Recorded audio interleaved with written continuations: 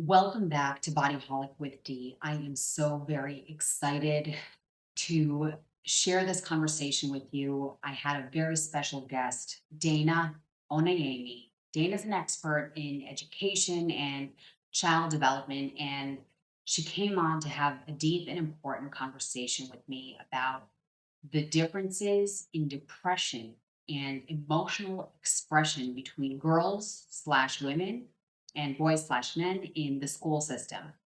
And she has a broad experience throughout different segments of the school system.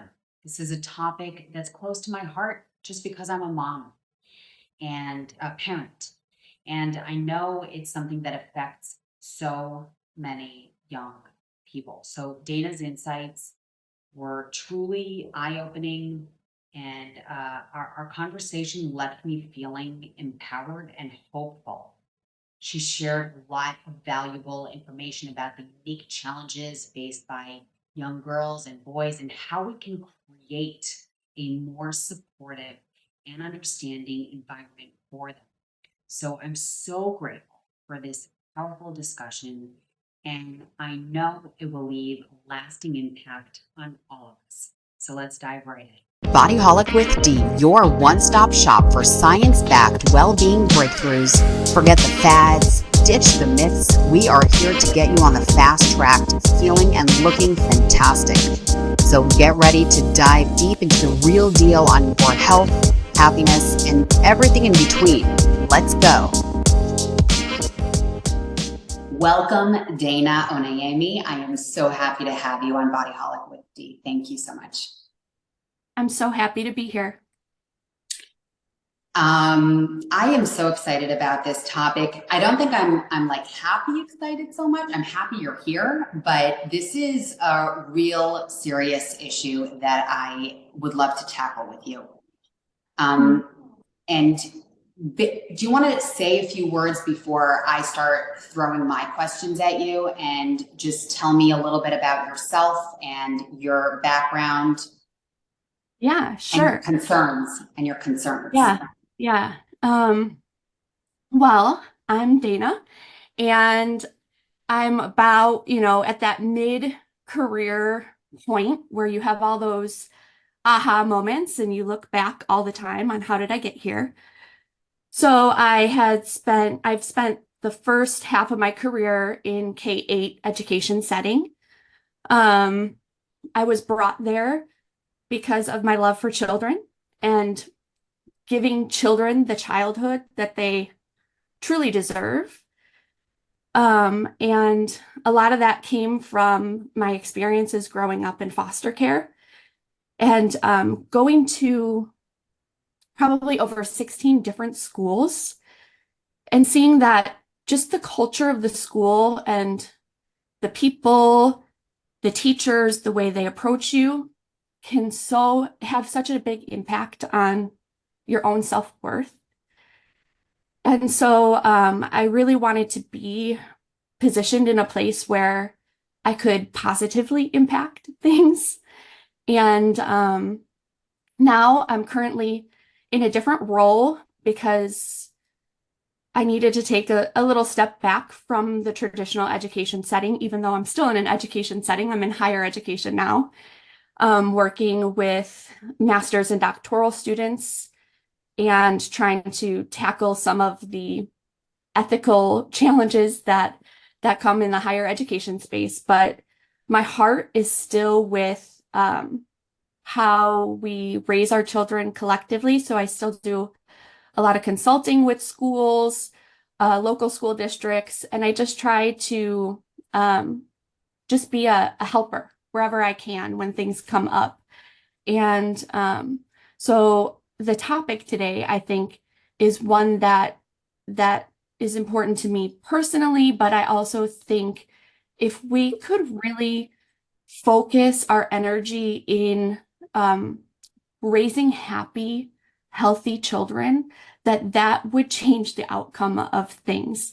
We before, off camera, we started with just checking in. And when I think about how hard it is to combat all of the things that are going on in the world and just carry that on our shoulders, We need to be able to have systems and structures and places where we could just be authentically ourselves. And I think schools and education spaces are the perfect places for those things to happen.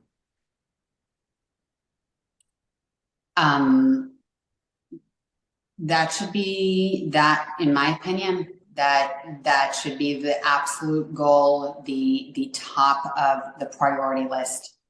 And it would change. I mean, you're saying the outcome completely. It would change the world. Yeah. Be able to have conversations and navigate challenges without so much hatred and truly like shutting down. It's a way of people shutting down in projecting out with anger or with all these other practices that don't prioritize all of the gifts that we've been given as humans in how we can communicate with one another. So it's very important. You are, yeah, you're like in my heart.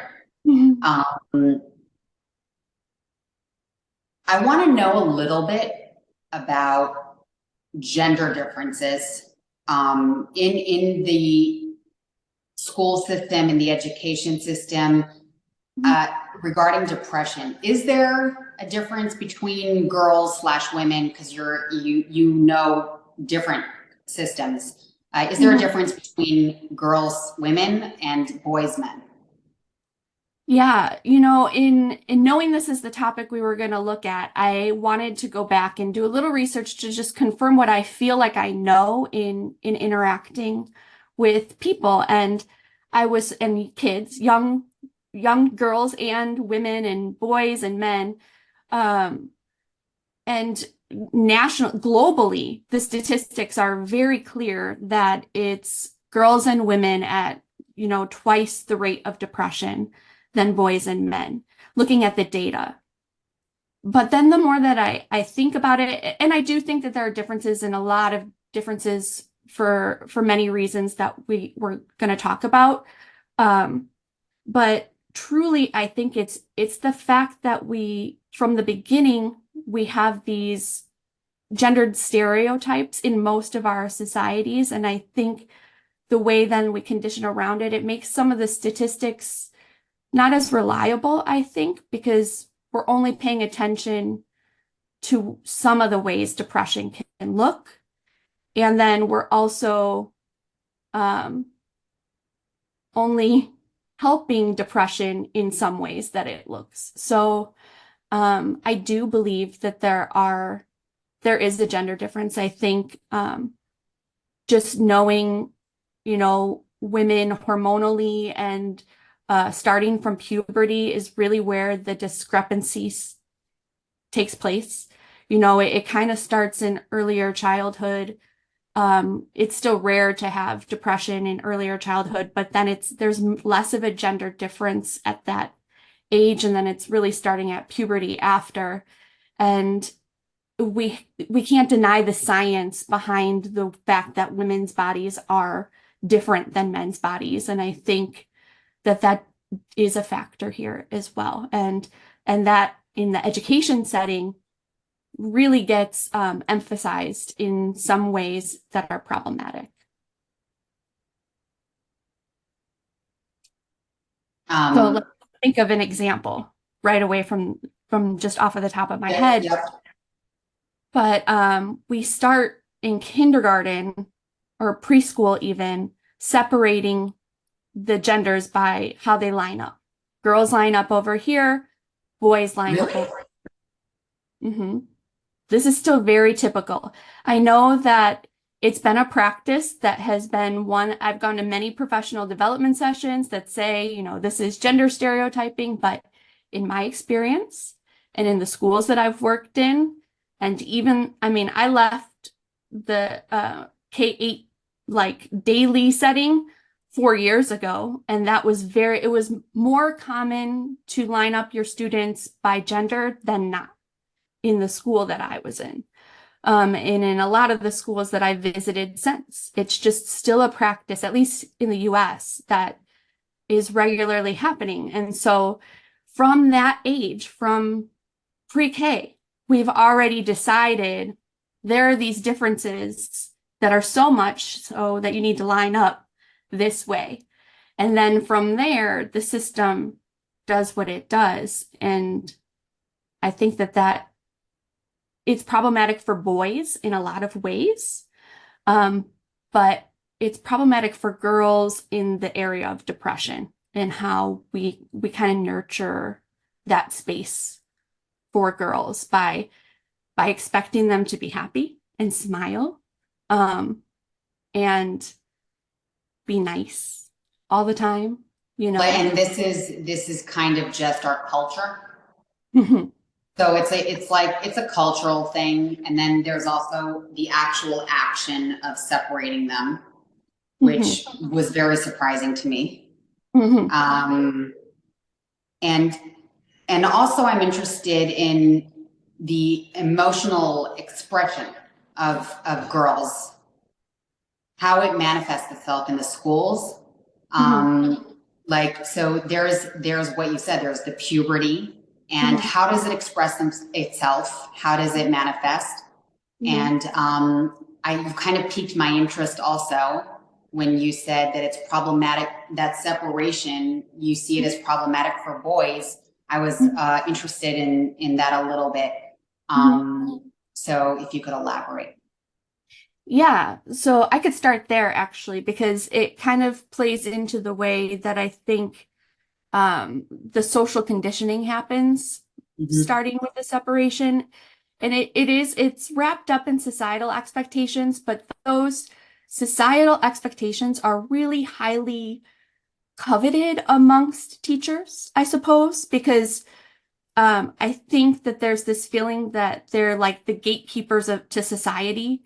And so, like, if we can help you be successful in all of these things, then you'll be able to adapt and live in the society instead of thinking of, you know, these things are problematic in society. So in this space, we're going to nurture you in the ways that we know from like a child development perspective of what's best for children.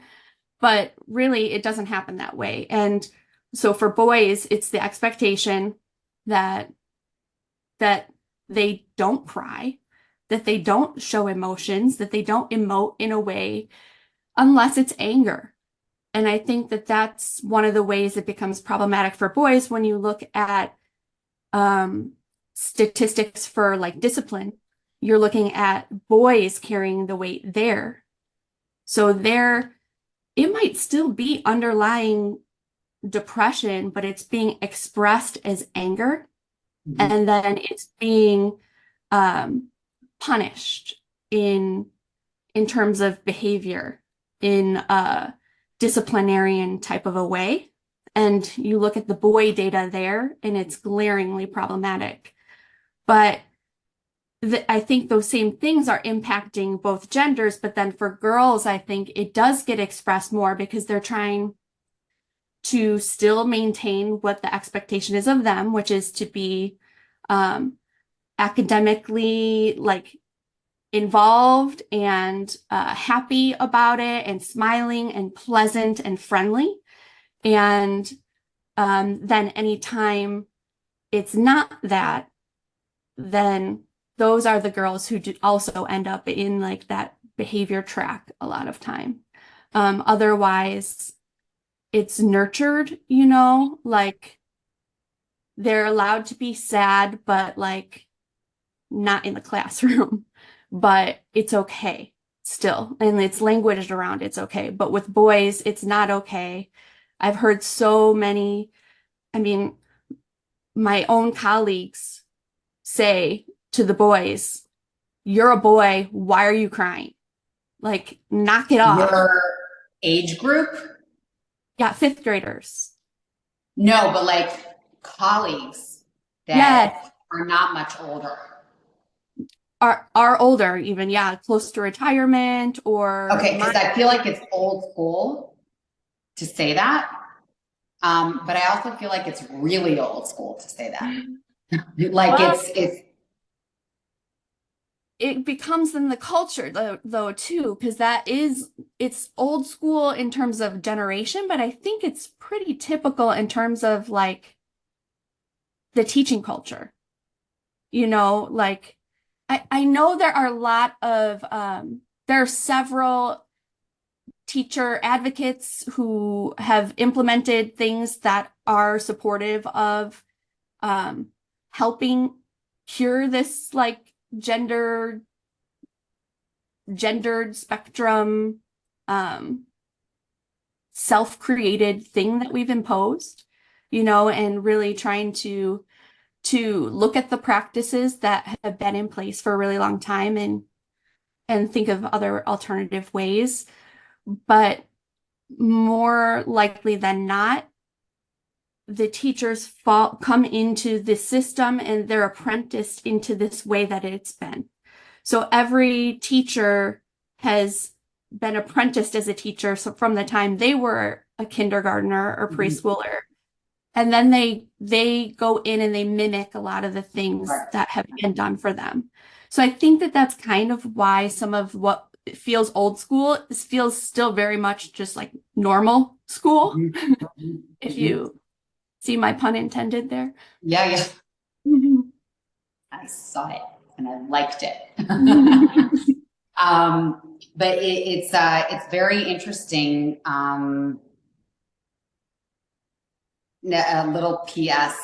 My very young son, he's right now 7 months old, and he was, I think, 4 months old or something like that. And I have a wonderful nanny who helps me in the evenings when I've got the two kids, and he was crying, and she said to him, and she's a little older, and she says, "You're not supposed to cry. You're a man." And I remember, like, and my reaction was like, "Whoop," but I didn't say anything because, of course, that's not going to be his experience. Like, I can mask that easily for the rest of his life, and also. Sure. Yeah, and also like somehow integrate her into the more softer. She's amazing. She's amazing. Sure. But Well, and then shows like Bluey or all of these different, kids shows now, it makes it feel like society has come further along in that area. So you right. can do some of that not sheltering, but in what you say yes to. Yes, you could put that on. Yes, we could watch that. Then Mhm. you can really nurture like the whole emotional spectrum in your son, because Right. there's so much beauty in the full emotional spectrum, but when we only are looking for nice and pleasing and compliant in schools, that it does hurt both girls and boys in these different ways. Mhm. And then that makes it like we can choose to unpack a lot of that and create spaces that are different. And I think underlying all of it is that like compliance way. And girls are compliant in this way, and boys are compliant in this way. And a lot of that is wrapped up in our emotions and how we emotionally regulate. And it's wonderful that, with your young son, you're already thinking about how to nurture the full range of emotions, Mhm. and push back on some of those stereotypes. Mhm. But it would be really great if we could do that systematically, you know? Right. Right. And it's concerning because I also, I can't help but put myself in this conversation because I have a 5-year-old daughter. And so, I can't help it. And I'm concerned exactly for them. And it's very interesting to me that the manifestation is so different, and the knowledge of the different, the fact that and that other professionals know that the anger in boys often is actually depression. It's something that they're not allowed to feel. And so it turns into that. The fact that it's known and it's something we're aware of and it's being researched, I think it has to be systematic, because this is like a whole generation after generation after generation. Yeah. And the other thing is also the expectation that you're talking about from girls and women. It seems to me like we're definitely nowhere near the equality we claim to be in. And how do we systematically change this? Like how do we go about it? Yeah, that's a good question. Well, I have like philosophical answers to that, but I also have concrete, tangible ones. You know, for me, philosophically, I feel that everybody has the capability to remove these biased glasses we've all been wearing. You know, like you could do it. It takes intentional work. It takes like rethinking thoughts that you've always had and going, why do I think that? Where did that come from? Where did I learn that? And really unpacking some of that thinking, because it shows up in so many ways from young children all the way to older. But as a female who's now in computer science and in the computer science arena, it feels very uncomfortable a lot of times, because there's still those gendered expectations, and it feeds me back to an unhealthy mental space. And then I have to then go, okay, where did I learn to put myself in this unhealthy mental space because I'm female? Am I interpreting this differently because I've heard that women are treated differently in the sciences, or am I being treated differently? And unpacking it and seeing what's the evidence for, what's the evidence against, and trying my best to remove those lenses. So that's kind of, I think, like theoretically what anyone could do. But concrete, I think starting in schools, we need to have a whole different structure and approach to valuing emotion and valuing what the holistic human brings to the education experience. My husband is in a high school setting. He was an administrator, and now he's back in the classroom. And it was for the reason that he was mentally unwell from seeing how the system was harming the boys and anybody who came through, specifically the non-white boys in his school, and he wanted solutions. And so he felt that the solution is back at where we meet the students and where we teach the students and those spaces we create for our students. So he put into place, it's called a care center. It stands for Connect, Advocate, Reflect, Empower. And it's just a space. It's him and one other teacher in the building who has really been a leader for helping that space grow. He was a parent to a student that he had to work with this parent through a challenge, and they kind of formed this positive relationship, even from a very negative situation. And that was the heart of the care center.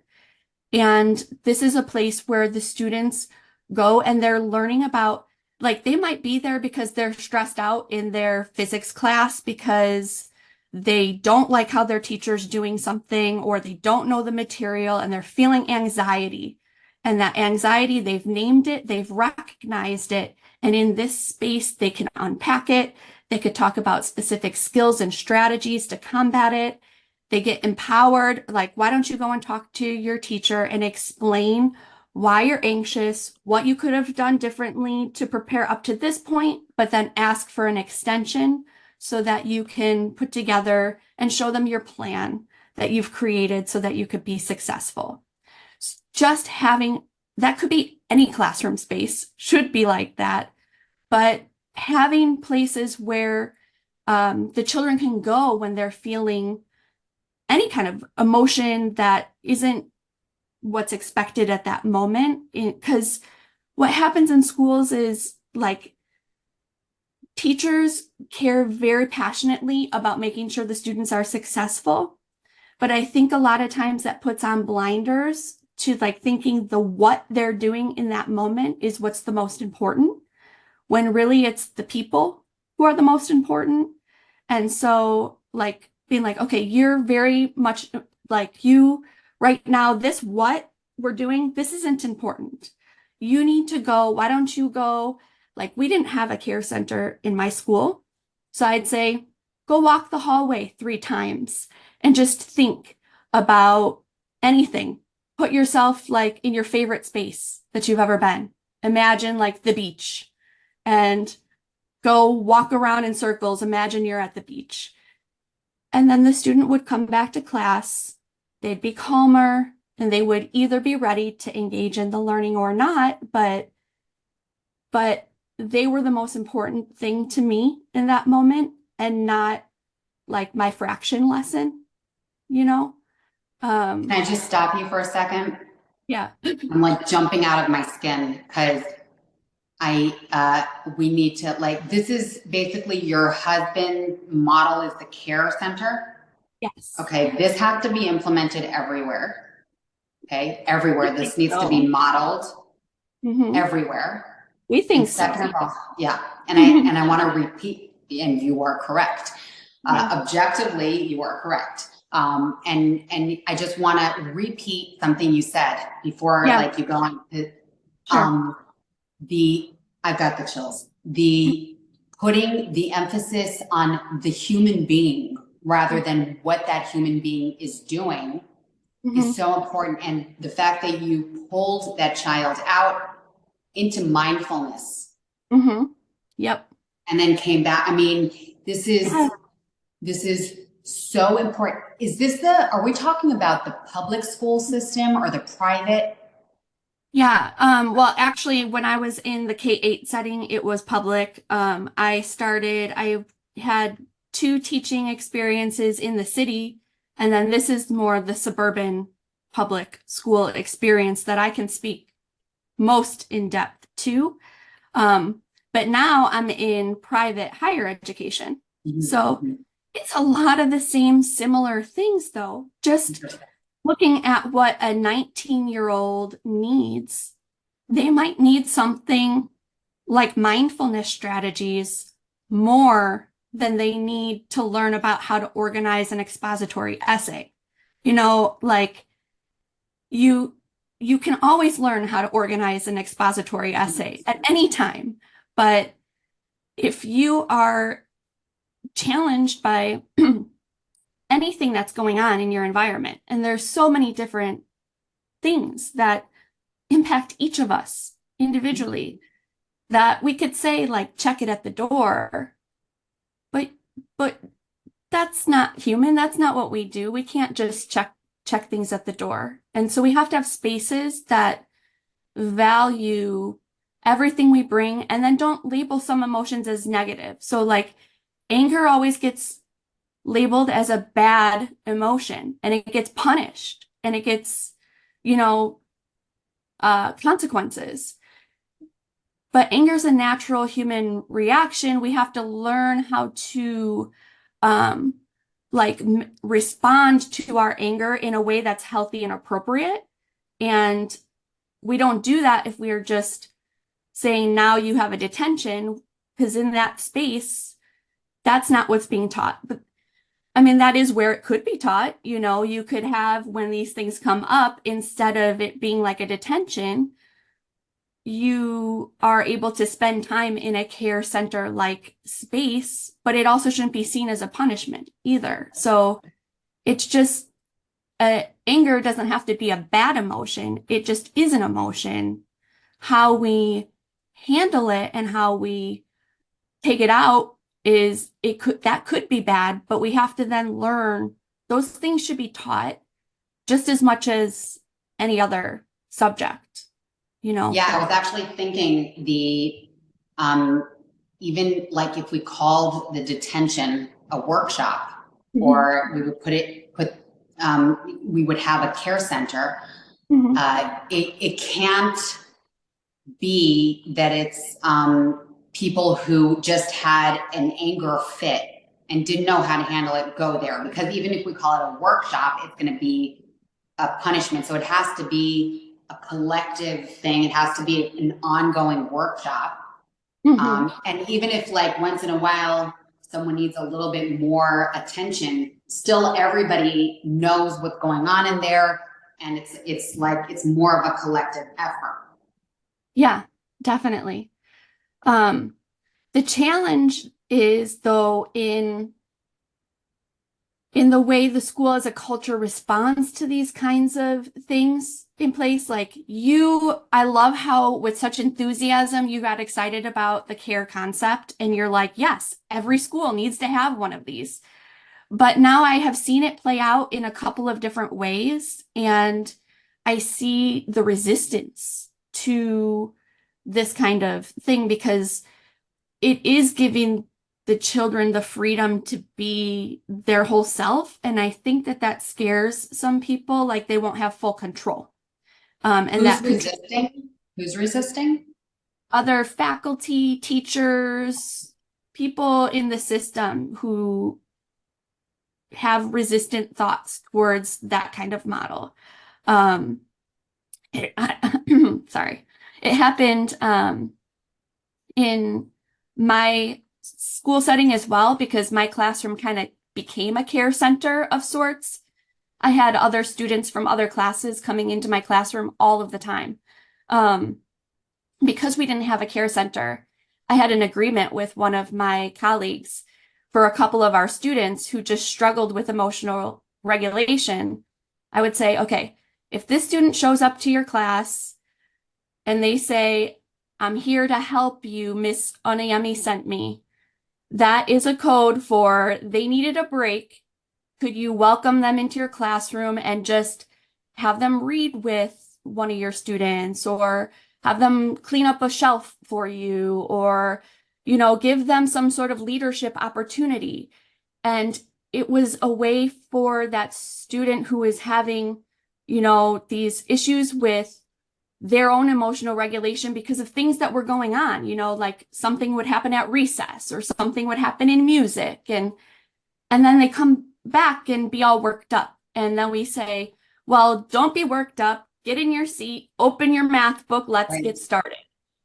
It doesn't work like that, and that'll only lead to problems. But we can have spaces where it feels like empowerment and it feels like leadership to name and express your emotion and then to go do something that um, is positive and actionable in a way that gets you, I guess, a healthy mental reset, you know? Mhm. So I think that we could do these things in the school setting. Um, Absolutely. social emotional learning is a big bandwagon initiative that a lot of schools you I think you could talk to any set of teachers here in the US and say SEL, and they'll know that means social emotional learning. Um, Wow.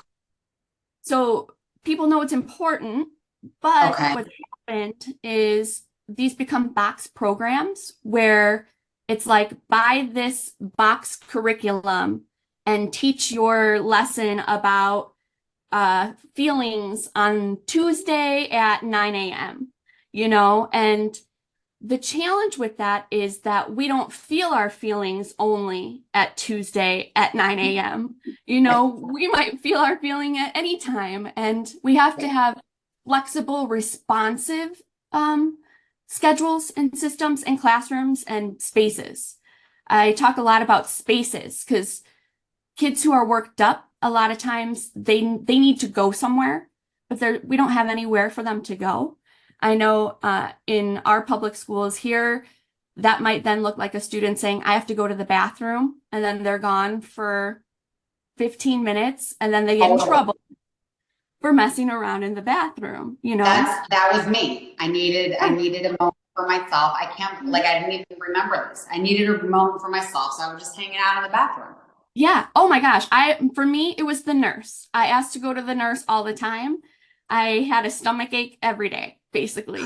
But that was because it was the only space that I could go. I had to make up an excuse. I basically had to condition myself to actually either have a stomach ache every day or to be a liar, which doesn't feel right because I've always prioritized honesty. But Oh, that's so like sad. it's the only space. It was the only space. You could not be in your classroom and still be in like a sanctioned, it's okay that you're here. Um, I once made up that I once tried to escape to the library and I wrote myself like a fake pass because I didn't want to take a test in a certain class. And then I got caught and it was right before I was going to win like Student of the Month award. And so, but you see like the pressure we put on girls specifically to be like perfect in how we like navigate our academic life. And then if we don't feel perfect, we have to go and find these other solutions that if there was a care center, we could just have gone there and Totally. talked with somebody and got our mind right and figured out a solution, how to solve the problem. Um, and I think that that takes good, not just a care center, but it takes care people. People who will always prioritize the child before the agenda or the schedule. This, for me personally, I could totally freak out over homework and studying for an exam. I can honestly tell you that exams for me, and you know, and I've done exams through my master's, and every time I was like, why am I doing my master's? Because this is torture for me. I'm thinking, you know, through everything you're saying, if I actually had a place where I could do my homework Mhm. without feeling in a safe space and Mhm. study in it, which, you know, isn't necessarily the library because you're Yeah, hearing talk about but it's designated as a safe space. exactly. Even going to do my homework, like Mhm. I would totally do it. Yeah. Well, and that's actually what the students are doing in the care center, which is actually in the school that my husband's in, is more like an academic intervention right now. And so they ran a bunch of data to look at, you know, how things are, and that class has the highest improvement in grades, the like lowest failure rates, and perceptionally, it's the opposite of that, which is interesting because it's like those kids can't be the ones who are really, you know, improving because they have strong emotions or because they have, you know, these challenges that they need to navigate. There's nothing wrong with having the challenge they need to navigate. Now they have a space and a place where they can, with the loving nurture of an adult who has had experiences, who's lived through these things, who can story and reframe and help direct. I think having those spaces in every school would be, you know, just Amazing. it should be basic level, I would think, but it would be amazing if we could get to that level. It would be, it does, it feels basic, but of course, like, you know, basic only happens after it's really been implemented for a long time. But like what you're saying is like, oh yeah, of course, every school needs this. And, you know, I can already hear the backlash of, there are too many kids, we're under so much pressure, we don't have the budget. But if it became systematic, it would be a non-issue. It would be part of every school, just like there's a library. Yeah, absolutely. Absolutely. And libraries can and should be a heart of the school, and these care center spaces can be within them or next to them or part of that. But Absolutely. What really ends up happening is then the students become leaders. They're leaders, and then now, because they're learning all of this language in this space that they're taking to their peers, and they're saying like, oh, you know, don't stress out about that. Do this, this, or this, you know, and it's solution based, it's action based, and it's not negatively labeling the emotions that are associated with life and with being a kid, whether you're 5 or 19, you know. Right. Or if you're like a 45-year-old kid also, like if you have that experience, then at 45, you're also not going to say, you know, I'm such an idiot. That's like that. I cannot, that breaks my heart every time I hear someone say like, I'm, you know, and I'll sometimes catch myself saying that and like, why am I talking to myself like that? And just because I'm feeling a certain thing and maybe I'm a little confused over something or, but it's all okay and it's all natural and there's always a way to deal with things. And the kid that the care center is nurturing and that you specifically personally are nurturing, also know how to tap into someone else's emotions and help navigate. So when you say those are they become leaders, that really makes sense to me because then automatically people would look at this person from the care center who grew from and say like, oh, okay, that he or she sees me. Yes. And so we can work together. Yeah, I actually, in my experience, I found that, and I worked mostly with 3rd through 5th graders, so like 8 through 11-year-olds. But then as much as I talk with my husband and he covers the high school end of the spectrum, and now I'm in higher ed, we truly feel like we've seen the full. But, oh no, what was I going to say? In the leadership. Yeah. I don't remember. I lost it. Oh, that happens to me 500 times a day. Yeah, I know. It happens to me at least 500 times a day, I would say. That's because I have all these other ideas like, I know. Do this, and do here's that. what I wanted to tell you. I'm going to start talking. Yeah. And then the second you remember, you just stop me. Okay. Cool. Yes. So there is the high prevalence of depression among adolescents specifically, and the impact it can have on academic performance. Basically, what I'm getting from you is that this has to be prioritized because it's like an ongoing, it's like a vicious cycle. And so, you know, in every state and every school and every country, they want to be the top in terms of academic performance. And so I feel like this goes hand in hand, and this is like a pitching point for this model. Yeah, definitely. I agree. Yeah, I'm just putting that out there. I feel like this is I want you guys to like spread this model, and like everybody should get on it. And also the professionals in this care center also need to be very well equipped to deal with this. Even if it's even if the care center is actually just a person in the library, Yeah, that person has to be very well equipped. Yeah, definitely. And be able to navigate a lot of complex situations and also have strong emotional regulation themselves. Mhm. Because that's where, what I was going to say is this, I remember now, is that the students who struggled the most with their emotional regulation throughout the day, Mhm.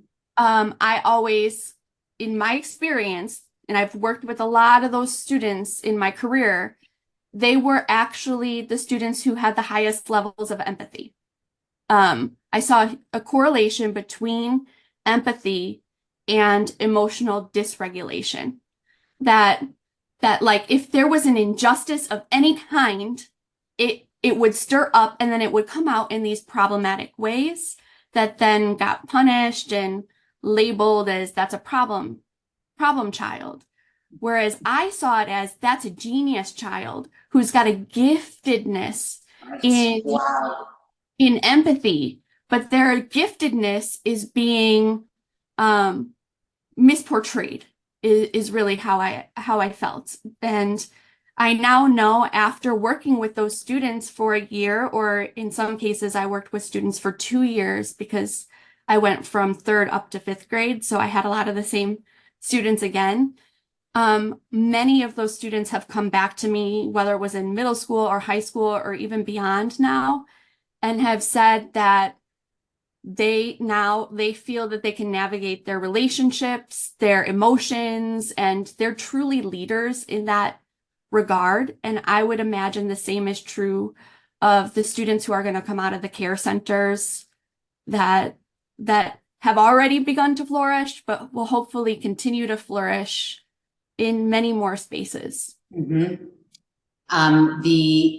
This is so amazing because it goes back to the cycle I was thinking of, because empathy is one of the things that is really lacking in the younger generations now. That's just backed by research.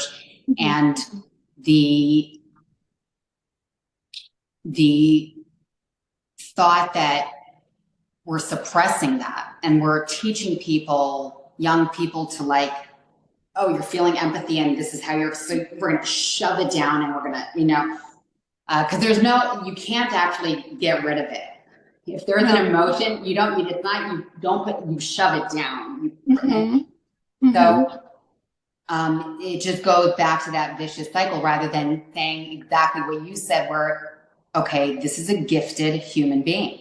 Hmm. And, I wish we had more time to get into social media and stuff, because that is definitely part of what takes away empathy, I think, what increases bullying and more. So I Yeah. knew, Yeah, sorry. I would say even though we can't get into it in depth, one thing I will say about it is we know social media has this big impact, but very little is being done in schools to teach those social media literacy skills.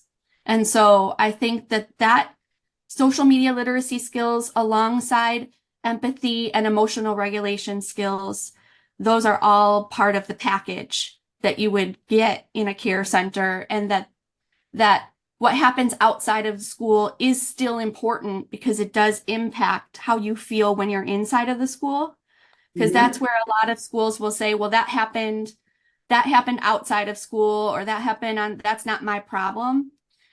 But it definitely impacts everything that goes on. So that's the only thing. I can't say a lot, but 100%. And in this was not part of our recording. Mhm. So, but I knew that you and I were not going to be able to have. I just knew it from the beginning, because also when you and I spoke in Vegas, I could have sat down there for a really long time with you. So, Yeah, and I said to you in advance, like, I know we're going to cut it short. it's okay. And you actually, this, what you said, social media literacy skills, Hmm. we're going to have to pick up where we left off there, because that is, I've never even heard of Hmm. that umbrella, Hmm. Hmm. except like I just, look at the research about social media, but Sure. the literacy skills that Mhm. has to be taught. Yes, yes. I do a lot of lessons with students in higher ed now, but I would have done the same lessons that I do there in a K-12 space. Mhm. A lot of like looking at what's the spectrum of like ideologies and beliefs, and then how do we navigate that? Where does it come up? Looking at algorithms and all kinds of things. There's so Mhm. much you can do. One thing I'll say is I am proud of my oldest two who have regularly like self self-imposed a no social media for however much time, like social media breaks. Once they realize they're dysregulated in using social media, taking a social media break. Um, we do that. Bravo. You said you did it, you know. Yeah, Um, yeah, yeah. we need to No, do but it. that's you. I mean, that is the education that you two have provided, your kids with. Yeah, And yeah. that we're gonna really have to continue this conversation. This is so important, and um yeah, the it's scary for me in turn, like just wanting to protect. I have little ones, and just wanting to protect, and but it's something in your conditioning that works very well. Before we sign off, Yeah. I just want to say how amazing it is that you are a computer science expert, and you deal with creating curriculums, and you head Mhm, you have headed different things mhm, throughout the different education systems, the mhm, K-8 and then the higher mhm, education. And I just want to say, like, how if everybody who had, a job that is more standard, mhm. okay, where everybody has these, computer science and Sure. okay, but if everybody had that ability to see the human being, Mhm. you know, Yes. how amazing would that be? And how amazing is it Mhm, that you are, computer science, mhm, and and so incredibly empathetic and sensitive and safe for your mhm, students. mhm, mhm. Yeah, and I think it's really important to grow leadership in that area as well. I'm sure that's a whole different topic that can be tackled, which is how, AI and all of these newer technologies impact our humanity truly. Mhm. And I do believe that there's spaces and importance to bring these skills into schools. Yeah. But again, no matter what, and this is the trick. The trick is like every initiative in education, it's always Mhm. about the initiative and not about the person. I So remember you saying that. yeah, we should be at that point where no matter what initiative comes our way, we know we're people first focused. And then the initiative can layer into that.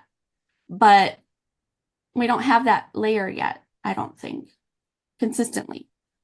It was it is so special to go into this conversation, me being like really interested in the gender differences, and Mhm, then the end of the conversation is that we're looking at the person, mhm, and it started by you basically bringing to light the idea that okay, so there's more depression with females, but the anger that we're seeing with boys, it's mhm. probably underlying depression.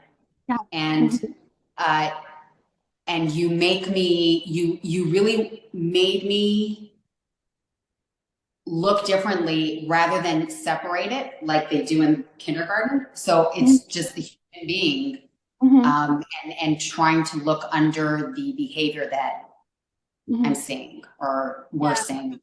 Yeah, definitely. Yeah, and it's interesting too, because as I was thinking about it being framed from the gender differences, there definitely are all of these layers of things that have been put into place to make that so.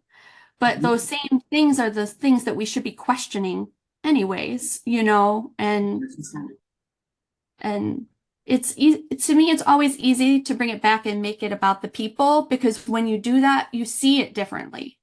And if we could just consistently see it that way, I think that would be helpful. I've talked with business leaders, CEOs who are like, when organizations adopt this way of being and this way of putting the people first, they succeed, they thrive more so than their competitors. So I think it's important no matter. Yes. You know? Yeah. That's what I was saying. Like, even if you're a 45-year-old kid, absolutely. Yeah. Absolutely. I'm so moved by this evolution that we had in this conversation, and how how meta it is. Like just this episode that we're recording, and how very honest and real, and I'm so grateful for your presence. So thank you so much. Yeah, well, thank you for having me. I was really excited to have the conversation and to just talk with other people who are passionate about bringing holistic health in what that means in all the spaces we occupy. Those are the people who we want to grab a hold of and keep in our circles, because it's really, there's an army of people trying to do other things. Right. So we don't need that. We need each other. We need goodness, and we need the power of these kinds of changes. And I'm so grateful to even get to talk about my heart a little bit with you on this. So you are something else. Thank you so much for tuning in to Bodyholic with Dee. If you enjoyed this episode, make sure to hit that subscribe button so you never miss an episode. And don't forget to share this podcast with your friends or your family, or both. It might just be the inspiration they need to start their own fitness and health journey. Remember that a healthy body is a happy body, so let's keep moving and keep growing and keep inspiring each other.